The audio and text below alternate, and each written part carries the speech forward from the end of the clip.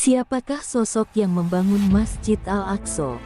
Masjid Al-Aqsa kembali menjadi perbincangan masyarakat dunia setelah kepolisian Israel kembali menyerang jemaah umat muslim yang sedang beribadah pada hari Rabu tanggal 5 April tahun 2023 subuh lalu waktu setempat.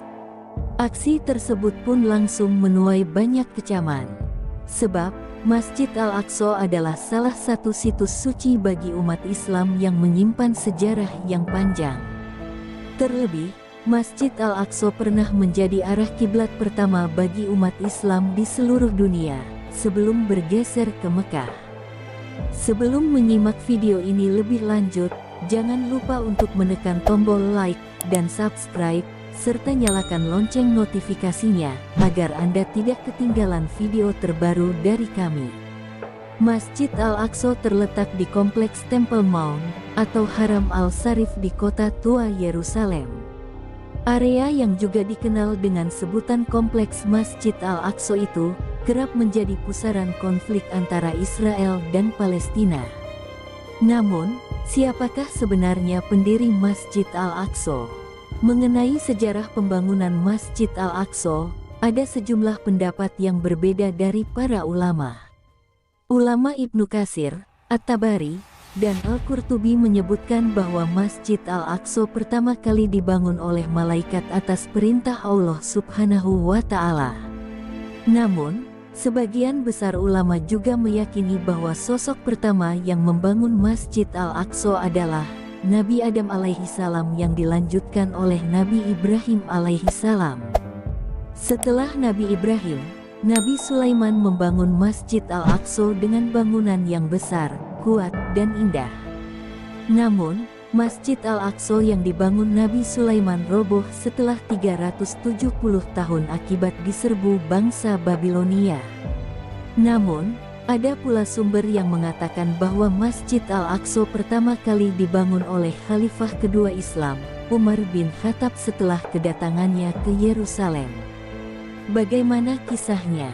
Masjid Al-Aqsa telah mengalami banyak renovasi dan perluasan, termasuk saat era dinasti Umayyah, Abbasiyah, dan Kekaisaran Ottoman.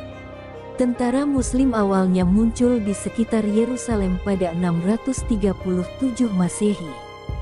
Saat itu, sosok yang bertanggung jawab atas Yerusalem adalah wakil pemerintah Bizantium, Patriark Sophronius dan pemimpin gereja Kristen.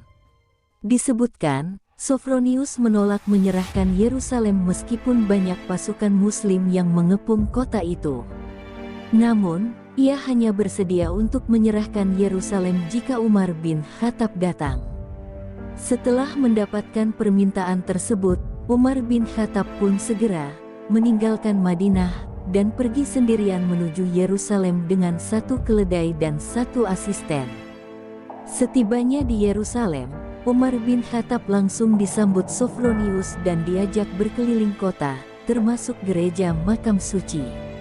Ketika waktu salat tiba, Sophronius mengajak Umar bin Khattab untuk salat di dalam gereja. Namun, pemimpin Islam tersebut menolak. Umar bin Khattab bersikeras bahwa jika ia salat di gereja, umat Islam akan menggunakannya sebagai alasan untuk mengubah gereja menjadi masjid.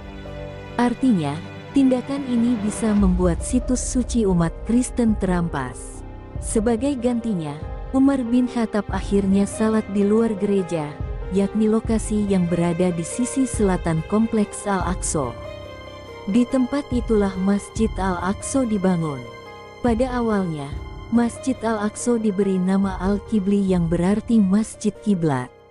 Nama tersebut sesuai dengan kondisi Masjid Al-Aqsa, yang pernah menjadi arah kiblat pertama bagi umat Islam di seluruh dunia sebelum bergeser ke Mekah. Setelah berdiri tegak, Masjid Al-Aqsa mengalami serangkaian renovasi dan perluasan sepanjang sejarahnya.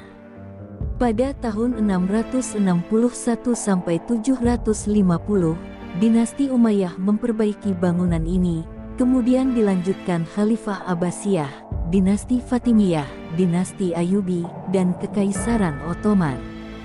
Meskipun telah melalui berbagai renovasi dan pembangunan, masjid ini berdiri di Kompleks Al-Aqsa. Selain Masjid Al-Aqsa, di area ini juga terdapat Dome of the Rock dan tembok ratapan. Dome of the Rock atau Baitul Maqdis adalah tempat yang menjadi pijakan Nabi Muhammad saat Isra Miraj atau perjalanan menuju langit ketujuh alias Sidratul Muntaha. Sementara itu tembok ratapan diyakini umat Yahudi sebagai satu-satunya kuil kedua yang bertahan usai dihancurkan Romawi.